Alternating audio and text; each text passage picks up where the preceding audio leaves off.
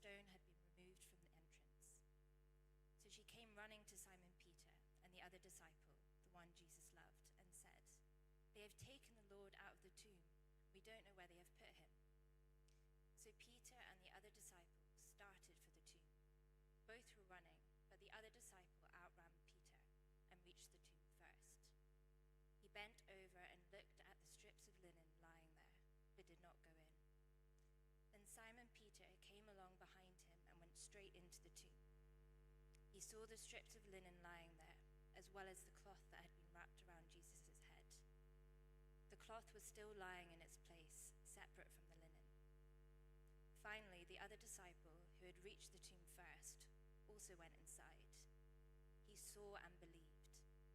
They still did not understand from Scripture that Jesus had to rise from the dead. Then the disciples went back to where they were staying.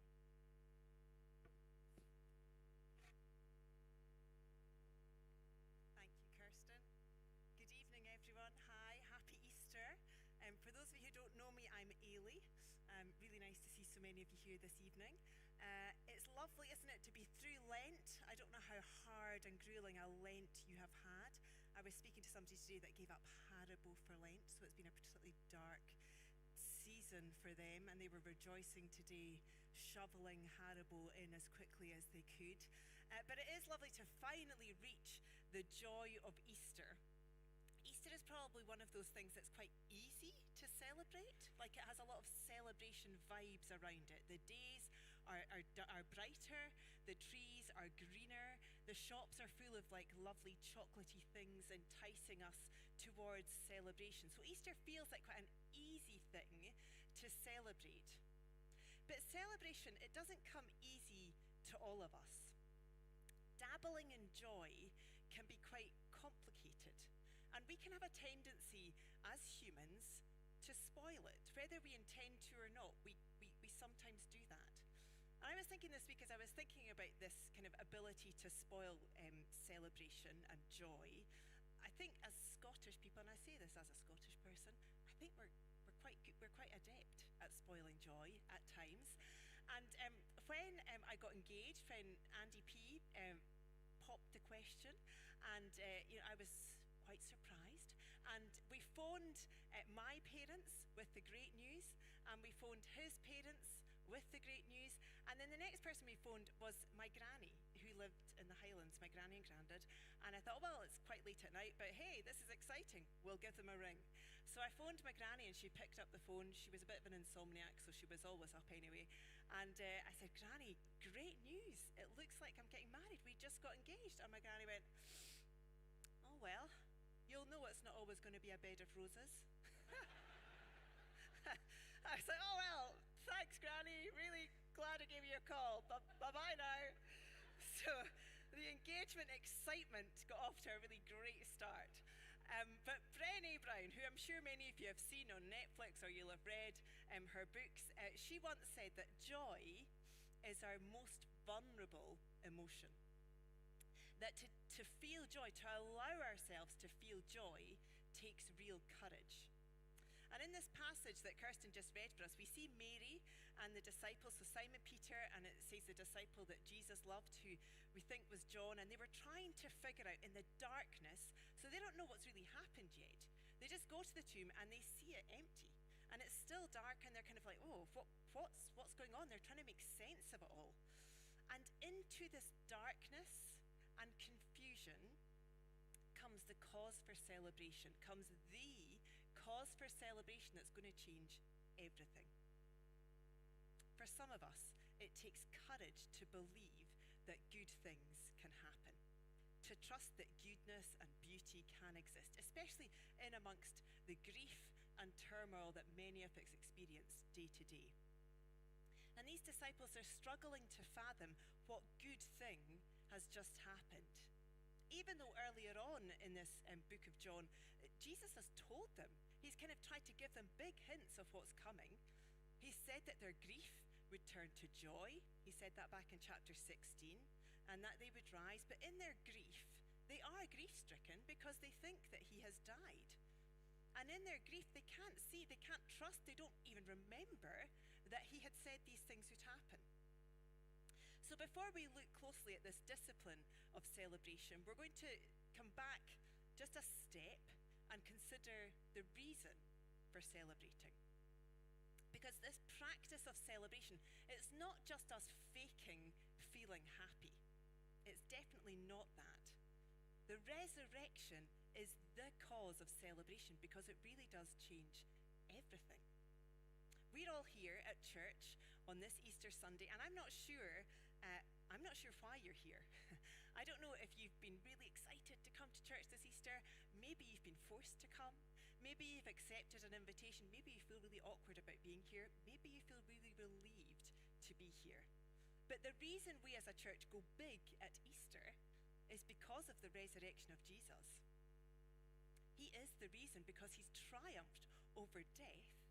And that changes things. It changes everything for the world, and it changes things for us. One writer said this about the resurrection. He said the whole point of the resurrection is that we can meet Jesus today, and that's life-changing. Triumphant over death, he is alive forever and comes to transform broken and fearful lives with the sheer, uninhibited gladness of discovering him alive and with us. The risen Jesus, by his Holy Spirit, comes to meet us individually. He transforms us individually. And that transformation, it's not just the reason that we celebrate, it actually makes the celebration possible because it changes us. In verse 8 of that passage, the disciple who Jesus loved, John, he saw and he believed. And verse 9 tells us that they didn't fully understand what was happening, but John saw, he was changed. He saw and he believed. And this discipline of celebration is so much more than, baking a fancy celebratory cake or popping a cork or having confetti. Whatever it is, the discipline of celebration is a call to carve out space to celebrate in the same way that we would carve out space for prayer or for solitude. It's carving out that space. And the more we do that, the more we celebrate, it's like a muscle. The easier we'll find it to use. And then maybe naturally, our disposition, we're more likely just to reach for joy, reach for celebration as a natural response to things than maybe being cynical and thinking that life is not always going to be a bed of roses. We can be a glass half empty kind of people. We do sort of expect that it will rain on our parade. So we're going to look at three areas this evening. They're all going to be quite brief. We're going to look at the big things. That slide, I was saying that this morning, that slide does not look like it's full of Easter joy. Big, mundane, dark. Happy Easter, everyone. But we're going to look at the big things, we're going to look at the mundane things, and we're going to look at dark things. But we're going to end on a high because Jesus is risen. So it's all going to come good in the end. So big, celebration then. Celebration is a command that God has given. In the Old Testament, he told his people Israel, you must celebrate 3 times in a year. And they were all related around agriculture. So, when you plant your crops, when you take your first harvest, it was all acknowledging the provision of the giver, of God. So you should celebrate that. Turn your heads. He was telling his people to turn your heads towards gratitude. See what you have been given. And many of our big celebratory occasions today, they are based around gratitude, whether we're grateful for the birth of a new life, or grateful for another year spent in the company of another person, grateful for an exam passed or a new achievement, whatever it is. And you might be sitting there thinking, well, okay, birthdays are great and all, but I don't really see how celebrating a birthday has any direct link to my faith, my being a Christian. And I guess a couple of things here. First of all, it does draw our attention to the gifts that we have been given. And it's an opportunity for us to thank the giver of the gifts. But the other thing about it is that it draws their eyes to see what they have been given. So it kind of speaks of the generosity of God, and it helps us all to see the gifts that we have been given. I'm sure that some of you here, I know that some of you here have been through treatment for cancer. or maybe you've walked alongside somebody as they've gone through treatment. And if that's the case, you will know the tradition of ringing the bell. At the very least, you'll have seen it in an American movie, I'm sure, where they ring the bell when the treatment of chemotherapy or whatever your treatment regime has been, when you have completed the last session of treatment, as you exit that ward for hopefully the last time, you get to ring the bell. And that started, I don't know if you know anything about this story, but it started with a naval officer in the States who was going through cancer treatment. And on his last day of treatment, he brought in a bell from one of his ships. And he rang that bell as he left that cancer ward for the last time. And that bell in the Navy, that signaled the job is done. So he was able to celebrate, I have endured, the job is done, and now I can move on. I'm still standing, I can move on. And he left that bell in the cancer ward as a gift. And then other patients got to ring the bell when it was their last day of treatment. And so that tradition has kind of spread right across the globe. And that bell, it's a celebration, right? It's a great relief to be able to ring that bell. It cries out that the treatment is finished. But the bell is loud. It rings out through the ward. And so other patients, as they are sitting hooked up to machines and drips, they hear that bell. And it's an encouragement for them that one day they might get to ring that bell too. Their turn is coming. The bell brings others into the orbit of the joy of that person. And it reminds them that good things do happen. Intentionally celebrating the big things, it draws our attention towards gratitude. And it draws our attention towards the giver. And that trains us to see good things in the everyday, which brings us on to mundane. And I'm almost regretting this title now because it suggests that my everyday is really mundane. And I promise it's not. It's really exciting. But if it is mundane for you, we all have mundane moments in our weeks. And tomorrow morning, or maybe especially Tuesday morning, because a lot of us will have tomorrow off, but when, the Easter eggs get discounted in shops and, we've done our Easter celebrating, and then it's back to, we hear calling us that list that we had for, those are problems for after Easter. Those are jobs I'm going to tackle after Easter. That list is going to come calling for us on Tuesday morning. So when we go back into our everyday routine, how are we going to be able to celebrate that? Well, even in the mundane everyday, we are called to be people who rejoice. Psalm 118 said, "This is the day that the Lord has made. We will rejoice and be glad in it." And it's easy to live life waiting. I don't know if I am terrible for doing this. I'm always planning for something up ahead. I'm always counting down days to maybe the next holiday or the next exciting thing, planning the next adventure or saving up for the next thing I'm looking for. Is always in the future. And I'm so focused on what's ahead that I don't actually notice what's around me in the here and now. There's that well-known phrase that life is what happens when you're making other plans.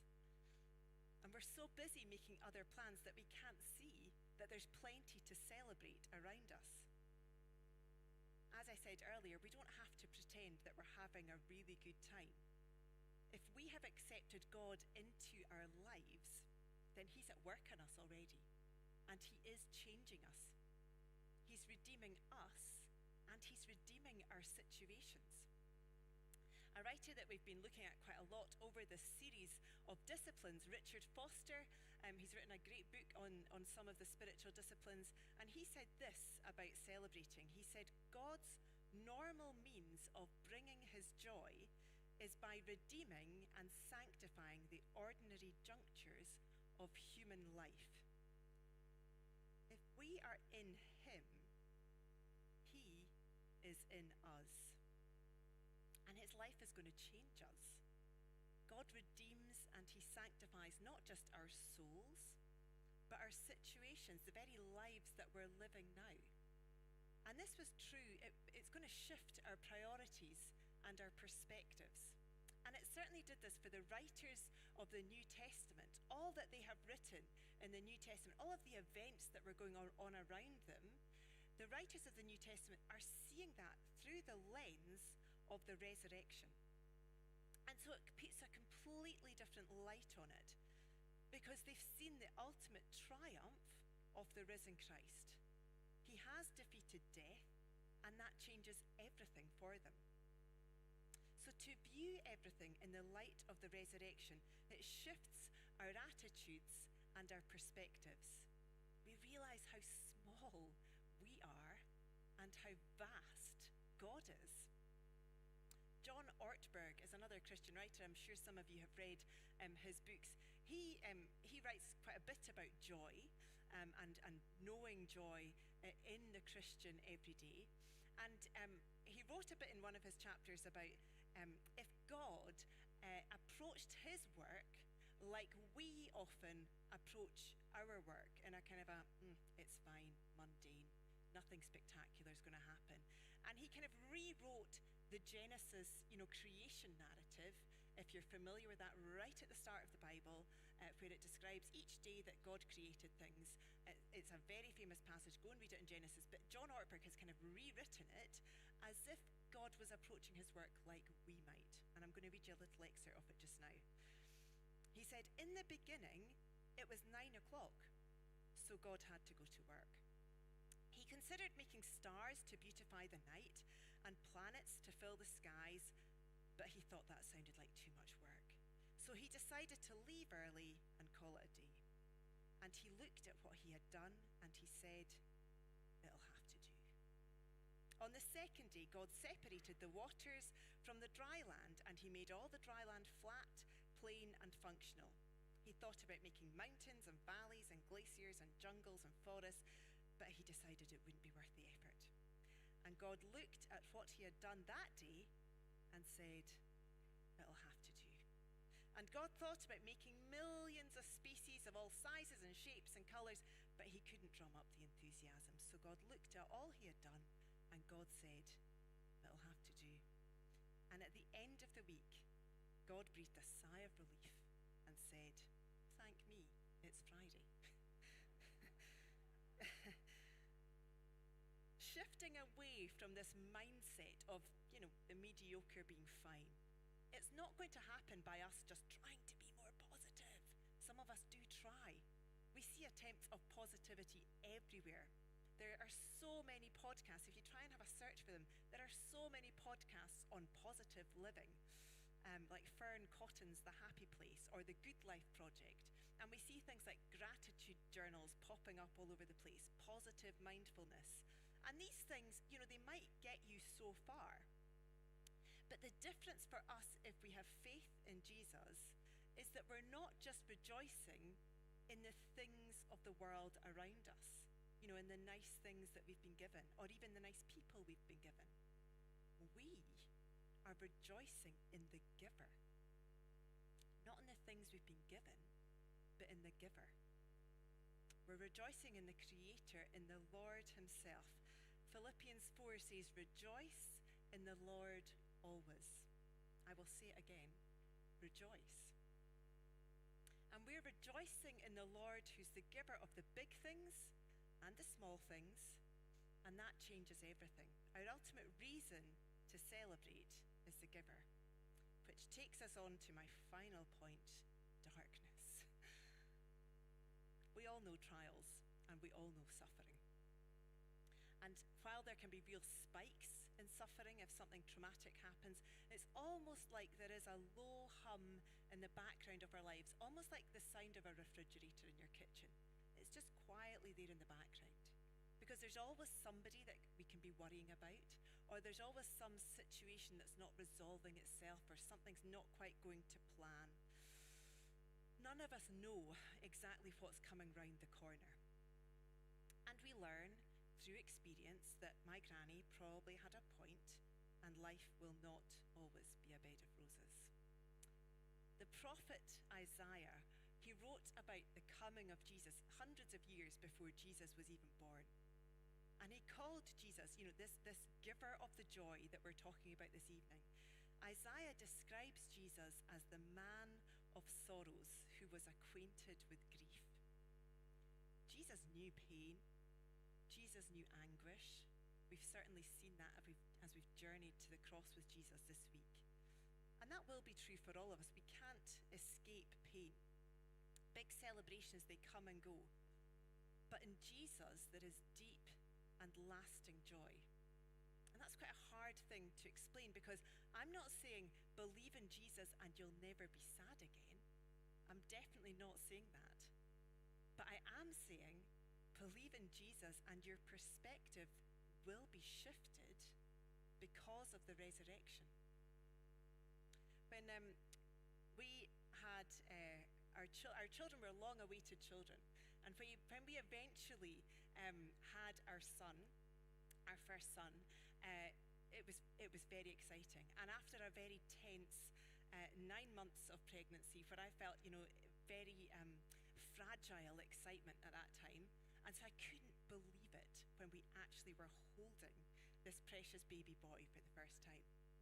And it was all joyous and it was exciting, and I thought, oh great, now we get to celebrate. After such a long wait, we get to celebrate. And we took this baby boy home, and 10 days later, things started to go quite wrong. And there was something wrong with blood tests, and the medics were all very bamboozled by what was happening. And then, there's something wrong with his heart. And all of a sudden, we had a very sick little baby. And that celebration, we came from high excitement and joy to crashing to the bottom. And in the darkness, I was in sick. I don't know if any of you have ever been in hospital with a small child before, but you get the joy of sleeping. They get a cot that's actually quite comfortable, and you get the joy of sleeping on a camp bed next to them. And hospital wards are so noisy. You're never going to sleep in a hospital ward anyway, but in a children's hospital ward, they're really noisy. So I remember sitting in the wee small hours just looking at this little boy. I was broken. I was sobbing. But it struck me that actually the hope was not gone. Because as much as I loved this little baby who was lying there, God loved him even more. I would have done anything to turn things around for this baby. But God loved him even more. The love of a mother really bowled me over. I was surprised at how visceral that love was. But God's love for this baby that he had created was even more powerful. And so that shifted my perspective. As much as I felt really heartbroken, I knew that I was leaning on my Father, and this Father was the heavenly Father of my wee baby as well. And somehow in the brokenness and in the heartache and the worry, we didn't know what was coming. He's here tonight, he's fine now, it's all good, it's a happy story. But at the time, we didn't know how that was going to end. But even in that heartache, we could feel joy that he was here at last. And we could feel joy that we had a heavenly Father who loved us more than we could ever really understand. And that love, it wasn't just a warm, fuzzy feeling. It was a powerful love. It was a love that had defeated death. If you ever have the pleasure of flying on an aircraft with me, I'm not sure that you will, but if we hit turbulence, I'm going to reach out and I'm going to grab your arm. And I'm going to do that not because I think that you're going to be doing anything about the turbulence. I wish you could. But I'm just going to do that because I'm quite afraid. And it's just nice to know I'm not on my own on a plane. Like, we're all in this together. I'm going to grab your arm. So never fly with me. But I'm doing that just so that I know that somebody's in it with me. And maybe you have felt in a situation where somebody is broken, heartbroken, and you would love to do something to change something for them, but there's nothing that you can do. You've just got to sit there with them, maybe hold a hand, maybe grab an arm. You can just sit. You're powerless. I'm sure we've all known that feeling. But the love of God is powerful. He defeated the powers of evil and ultimately conquered death. So any disappointment or sadness or grief, we know, even in those things, God's deep and transforming love can break in. My granny was absolutely right, and I hate to admit it, but it's not always been a bed of roses. and I don't know what's round the corner. But this risen Jesus in the resurrection, it gives us cause for celebration today on Easter Sunday, and it gives us cause for celebration however mundane our weeks are going to be, and it gives us cause to celebrate even in the darkest